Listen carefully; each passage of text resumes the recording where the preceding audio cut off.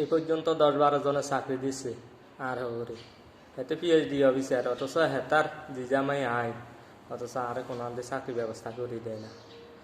আর যদি চাকরির কথা কই তো কি তো তোমার চাকরি করতে গেলে বা টুকটাক কাম কাজ এগুলো করবো কে? এখন আমি বুঝতে পারি নাকি আমি কি হের জিজামাই নাকি কাজের লোক কিছু বুঝতে পারিয়েন না। চলাফেরা কথাবার্তা সব কিছু বুঝে যাল আজেন আমার কাজে রাখছে নিয়ে। তো কাজে রাখছে ভালো কথা, অসুবিধা নেই, আর বেতন দে, ও বেতনও দিত না। এই কোনোদিন মন চাইলে টিয়া 50 দিব, কোনোদিন 20 টাকা দিব, বস এই। আর টুকটাক বাড়ির একেবারে কুড়েন কাঁচান হইতে দোয়া হালি ফাঁক শাক বাজার হদায় টুকটাক সব কিছু আমার হাতে করা। লক্ষ্মীর আজকে ওই হুতু গেলে ওই মসুরগো টানা না, মসুর পর্যন্ত আমার হাতে টানে দেওয়া। একটা বিপদে আছি এখন। এই গজামাইয়ের তো বাইশকার কোনো উপায় যদি আপনার কাছে থাকে তো আপনারা আমার একটু জানান।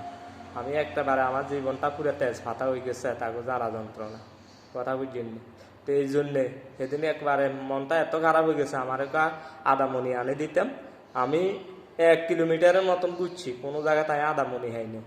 ইয়ের হদি যে নাইগুলো আনে দিছি, তখন নাইগুলো তার শেষি রসা খাওয়াই দিছি, অন এবার ডায়রিয়া দিচ্ছি, কথা বুঝছেন। তো এখন করে ডাক্তার কাছে যাইতাম, হবে মাত্র দান্দাই আইছি, এখন আর ডাক্তার কাছে যাইতাম ওই গড়ি বাজে দিনের 2টা, কতক্ষণ আর ডাক্তার লইয়া আমু, কতক্ষণ কাগজ দমু, কতক্ষণে খানা খামু।